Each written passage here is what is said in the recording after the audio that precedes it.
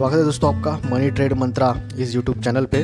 और आज का जो हमारा वीडियो है वो है एक introduction to the stock market के ऊपर। तो बेसिकली जो लोग बिल्कुल नए हैं, बिल्कुल स्टॉक मार्केट के बारे में कुछ भी पता नहीं है, तो ये वीडियो उनके लिए है। और दोस्तों अगर आप नए हैं इस चैनल पे तो प्लीज़ लाइक और सब्सक्राइब कीजिए, और अगर आपको वीडियो पसंद आएगा तो उसको शेयर कीजिए। तो दोस्तों शुरू करते हैं आज व्हाट इज़ स्टॉक मार्केट के ऊपर आज का हमारा वीडियो लेक्चर। तो सबसे पहले स्टॉक मार्केट क्या है। तो बेसिकली दोस्तों स्टॉक मार्केट एक ऐसी जगह है जहाँ पे ट्रेडर्स पब्लिकली लिस्टेड कंपनीज के शेयर्स बाय और सेल कर सकते हैं। तो सबसे पहले शेयर्स क्या होते हैं, किसी भी कंपनी के शेयर्स क्या होते हैं। Let us consider one example. Suppose कोई एक्स कंपनी है जिसके 10 लाख शेयर है, तो this is just for example. उसके 10 लाख शेयर्स है और उनमें से आपके पास अगर 100 शेयर्स है उस पर्टिकुलर कंपनी के, तो how much stake you will have in that company is आप 100 डिवाइडेड बाय 10 lakhs इंटू 100। ये जो भी रहेगा अब 0.01%, 00 आई थिंक 10⁻⁴% आपका ये आ जाएगा। तो उतना परसेंट का आपका स्टेक उस पर्टिकुलर कंपनी में रहेगा। तो ये होता है बेसिकली शेयर्स। तो और दूसरा एग्जांपल है बेसिकली स्टॉक मार्केट, उसमें कैसे हेल्प करता है आपको। जैसे कि आप बोल रहे हैं कि आपको ये बाइंग और सेलिंग स्टॉक मार्केट में, तो हाउ बेसिकली आपको बेसिकली पोटेंशियल बायर और सेलर ढूंढने में स्टॉक मार्केट मदद करता है। लाइक एक एग्जांपल यहाँ पे बताया हुआ है कि कोई एक HDFC बैंक के शेयर्स है किसी के पास और वो आपको बेचना चाहते हैं, तो स्टॉक मार्केट आपको हेल्प करेगा पोटेंशियल बायर ढूंढने में जो इंटरेस्टेड हो दिस पर्टिकुलर शेयर खरीदने में। तो जो कोई भी पर्सन ये जो स्टॉक मार्केट में ट्रेडिंग हम लोग कर सकते हैं, ये कर सकते हैं ओनली थ्रू रजिस्टर्ड इंटरमीडिएटरीज। उनको नाम हम लोग बोलते हैं स्टॉक ब्रोकर।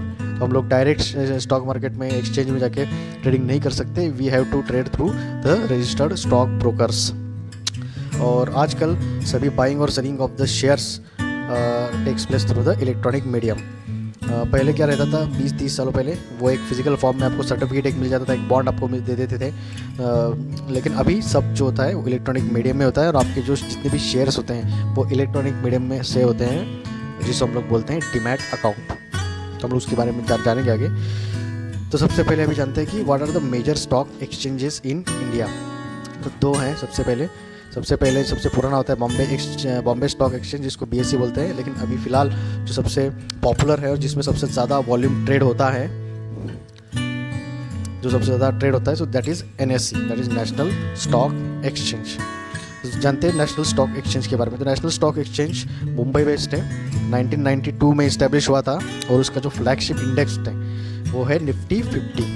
तो निफ्टी 50 जो है ये जो इंडेक्स होता है that is derived from the stock values of share values of top 50 companies of India. तो ये जो टॉप 50 जो कंपनीज होती है, इनमें कुछ रीशफल हमेशा होता रहता है, कोई एक अंदर कोई बाहर, इस तरह से चलता रहता है। जो भी सबसे बेस्ट परफॉर्मिंग 50 कंपनीज होता है तो उनके शेयर वैल्यूज़ के ऊपर ये इंडेक्स परफॉर्म करता है, और दैट्स वाई इसमें 50 होता है, और that's why it is considered as the barometer for evaluating capital market.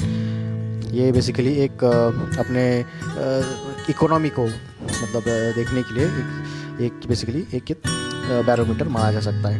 That's why national Stock exchange is most popular nowadays.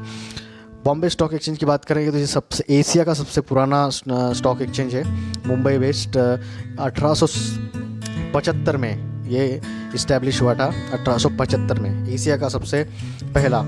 और इसका जो फ्लैगशिप इंडेक्स है दैट इज़ BSE सेंसेक्स। तो इसका BSE सेंसेक्स का मतलब है सेंसिटिव इंडेक्स, तो that is the term Sensex.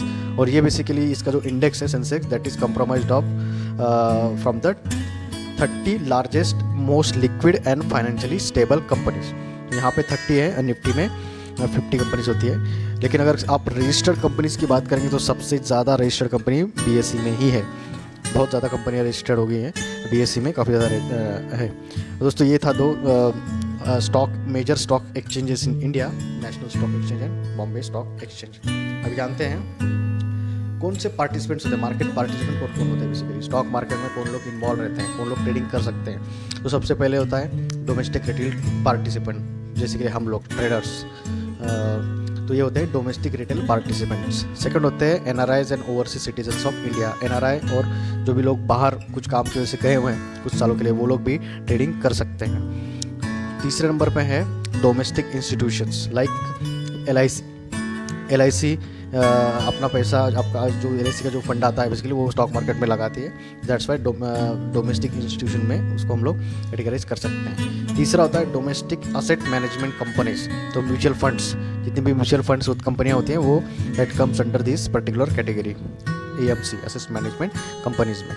और लास्ट में फॉरेन इंस्टीट्यूशनल इन्वेस्टर। तो फॉरेन इंस्टीट्यूशनल इन्वेस्टर क्या होते हैं, लाइक कुछ कंपनियां बाहर US बेस्ड है, लेकिन अगर उनके इंडिया में रजिस्टर्ड ऑफिस है और वो उसके बाद में अगर वो जो पैसा है कुछ उसमें लगा सकते हैं, that we call it as a foreign institutional investor. और इसके ऊपर काफ़ी ज़्यादा डिपेंड होता है मार्केट का।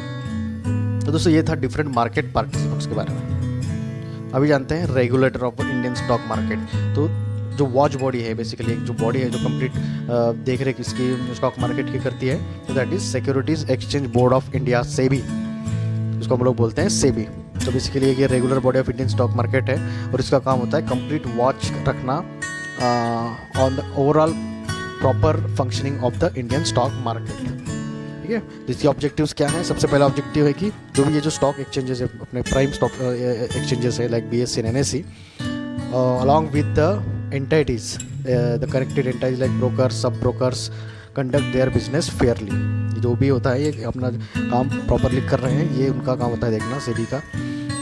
उसके बाद में corporate houses should not use the market as a mean to unfairly benefit themselves। why we are saying this? because stock market जो है, जो इंडेक्स होता है, जो भी शेयर की वैल्यू कम होती है, that is mostly dependent upon the volume। तो कॉर्पोरेट हाउसेस जो कि बहुत बड़े बड़े कॉर्पोरेट वो काफ़ी लार्ज अमाउंट में सेलिंग और बाइंग करके मार्केट को ओपन कर सकते हैं। तो ऐसा ना हो इसलिए वो भी सेबी के अंडर आता है कि प्रॉपरली वॉच रखे। Small retail investor interest is protected. आपको देखना है कि जो स्मॉल रिटेल इन्वेस्टर है 10,000, 50,000, 1 लाख तक इन्वेस्ट करने वाले, उनका कोई नुकसान ना हो। और कभी पिछले कुछ दिनों पहले कुछ ये कंप्लेंट्स आया करती थी कि जो भी उनके शेयर्स होते थे, कुछ ट्रेडर्स के शेयर्स होते थे मार्केट में डीमैट अकाउंट में, तो वो विदाउट देयर इंटेंशन उनको खरीदा या बेचा जा रहा था without informing to the person. तो ये सब चीज़ें अनफेयर चीज़ें होती हैं। तो इसके ऊपर बेसिकली निगाह रखना और लगाना ये काम होता है सेबी का। और जैसे कि हमने कहा, large investors with huge cash should not manipulate the market. मतलब जो भी बड़े इन्वेस्टर हैं, अगर उनके पास बहुत ज़्यादा पैसा है तो definitely they can manipulate the market. तो वैसा नहीं होना चाहिए। लेकिन दोस्तों एक ये बात बताता हूँ कि ये होता है, अभी भी होता है। और जिस तरह से हम लोग देखते हैं कि खास करके जब होता है कि निफ्टी और जो इंडेक्स में ट्रेडिंग करके उनको क्लियरली पता लग जाता है कि मार्केट साइडवेज चलता रहता है, डाउनवर्ड चलता है, और अचानक बहुत बड़ा मोमेंटम और बहुत बड़ा वॉल्यूम जनरेट होता है, तो बेसिकली वो मार्केट को अप या डाउन लेके जा सकता है। So that is done by this large investor. तो वो बेसिकली ना हो तो ये भी काम आता है सेबी के अंडर। दोस्तों ये था सेबी के काम। तो अभी जानते हैं स्टॉक ब्रोकर के ऊपर। तो स्टॉक ब्रोकर क्या है? स्टॉक ब्रोकर एक ऐसा registered with the stock exchange, एक ऐसा पर्सन है, एक कंपनी है कि जो आपके बिहाफ पे शेयर्स को बाय और सेल कर सकता है। ठीक है, you cannot directly go and buy or sell the shares without these intermediaries, and we call it as a stock broker। तो बेसिकली आपको बाइंग और सेलिंग करना है तो आपको स्टॉक ब्रोकर चाहिए ही चाहिए।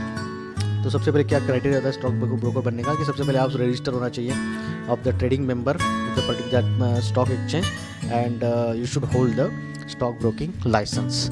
और इनके लिए एक जनरलाइज्ड वर्किंग क्राइटेरिया होता है, कुछ गाइडलाइंस होते हैं, तो वो बेसिकली प्रिस्क्राइब्ड बाय सेबी होते हैं। तो सेबी जो भी इनको गाइडलाइंस देता है, जो भी मेजर्स देता है, इनको फॉलो करना पड़ता है। नेक्स्ट एक इंपॉर्टेंट टर्म है स्टॉक मार्केट में, डीमैट अकाउंट। डीमैट अकाउंट क्या है? सिंपल थिंग, जिस तरह से आपका बैंक अकाउंट होता है, बैंक अकाउंट में आपका पैसा इलेक्ट्रॉनिक फॉर्म में रहता है, तो ये आपका डीमैट अकाउंट है।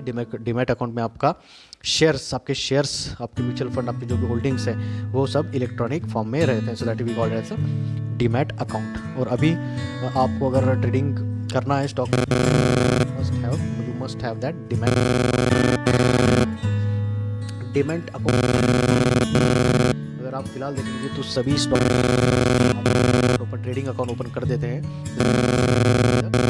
अकाउंट, लेकिन फिर भी एक नॉलेज के लिए हम लोग देखते हैं कि how to open demat account. सबसे पहले आपको you have to approach depository services participant, DP, we call it as a DP, an agent of a depository, and fill up the account opening form.